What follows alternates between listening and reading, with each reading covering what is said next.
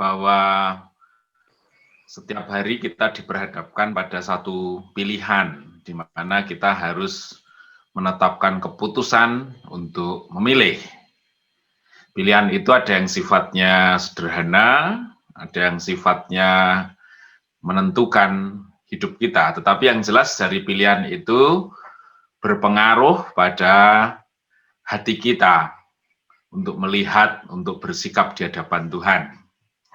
Nah, seperti contoh misalnya kalau Bapak Ibu yang sering nyetir mobil ketika menghadapi kemacetan begitu, nah seringkali kita melihat di seberang sono ada yang lebih longgar nih, kita belok lagi, belok. Nah, terus ternyata ada yang lebih longgar lagi sebelah kanan, belok kiri, dan lain sebagainya. Betapa jengkelnya kita kalau ternyata pilihan kita salah begitu. Wah, saya sudah milih sini, ternyata di sana lebih longgar. Ngapain saya harus milih sini? Nah, itu menunjukkan satu ilustrasi bahwa ternyata memilih itu, keputusan untuk memilih pada akhirnya menentukan bagaimana sikap hati kita, kondisi hati kita. Bisa jengkel, bisa marah, ketika kita memilih sesuatu dengan cara pandang kita sendiri. Bagaimana firman Tuhan mengajarkan dan sikap orang percaya dalam hal memilih sesuatu yang harus kita tetapkan dalam hidup kita. Kita akan melihat di Kejadian 13 ayat 8 sampai 14. Firman Tuhan itu menceritakan mengenai gembala Lot dan Abraham yang berselisih karena memperebutkan satu tempat yang baik untuk makan domba-dombanya. Sampai akhirnya Abraham memutuskan untuk Lot memilih satu tempat sebelum dia memilih. Begitu. Saya bacakan di Kejadian 13 ayat 8 sampai 14. Abraham berkata kepada Lot, "Kita ini bersaudara, tidak baik jika orang-orangmu dan orang-orangku saling bertengkar. Sebab itu sebaiknya kita berpisah, pilihlah bagian mana dari tanah ini yang kau sukai. Jika engkau pergi ke arah ini, saya akan pergi ke arah yang lain." Lot memandang ke sekitarnya dan dilihatnya bahwa seluruh lembah Yordan sampai ke kota Zoar, banyak airnya seperti taman Tuhan. Atau seperti tanah Mesir, begitulah keadaannya sebelum Tuhan menyalot memilih seluruh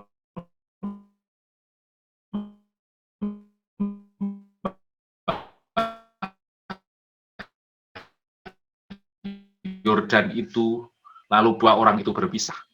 Abraham kota di lembah sampai dekat Sodom. Kota Sodom itu didiami oleh orang-orang yang sangat jahat dan berdosa terhadap Tuhan.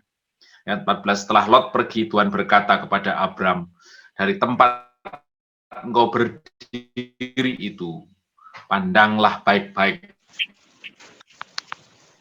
ke segala arah. Aku akan seluruh tanah yang kau lihat itu supaya menjadi milikmu selama-lamanya." Nah, itu adalah satu hal atau fragmen yang disampaikan oleh Alkitab bahwa Adam memiliki sikap untuk memberikan Lot pada kesempatan pertama untuk memilih.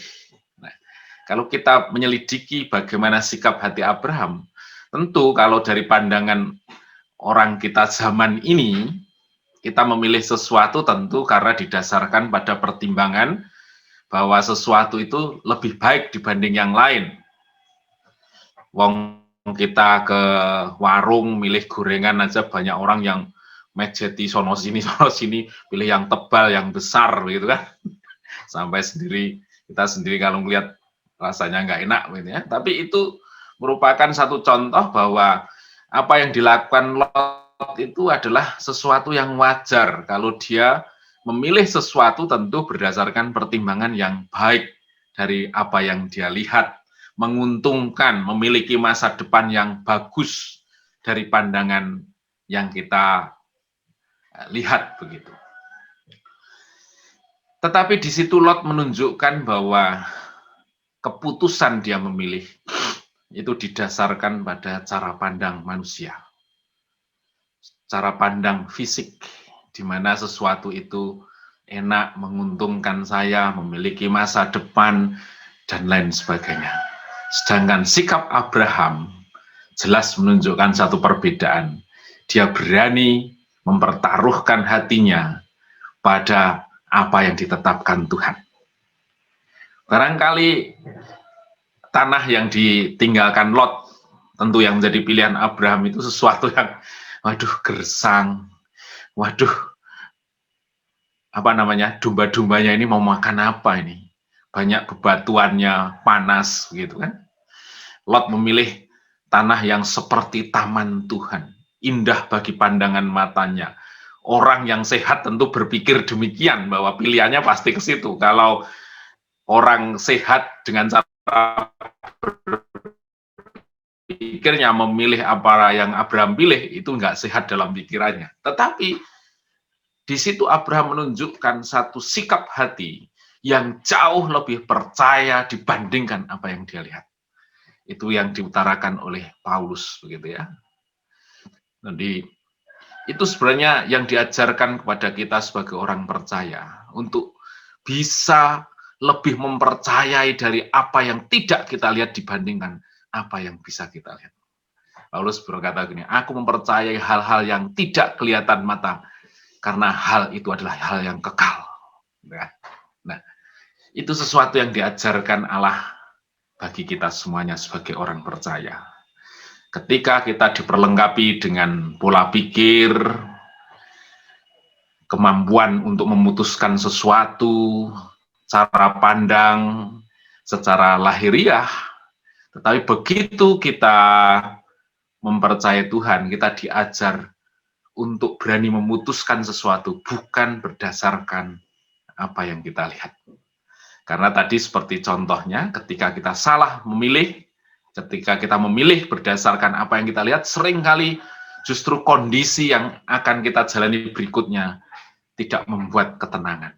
Kita bisa marah, kita bisa menyesali diri, kita bisa mengutuk diri, kita bisa protes dengan lingkungan kondisi, karena sesungguhnya semuanya itu didasari karena kita memilih dengan cara pandang yang salah. Saya ucapkan selamat pagi, semoga firman ini membuat paradigma kita mengalami perubahan. Diajar oleh Tuhan untuk kita belajar memilih bukan berdasarkan sesuatu yang kita lihat, tetapi berdasarkan apa yang dimaui Tuhan dalam hidup kita. Selamat pagi, saya ucapkan selamat berdoa, mari kita berdoa.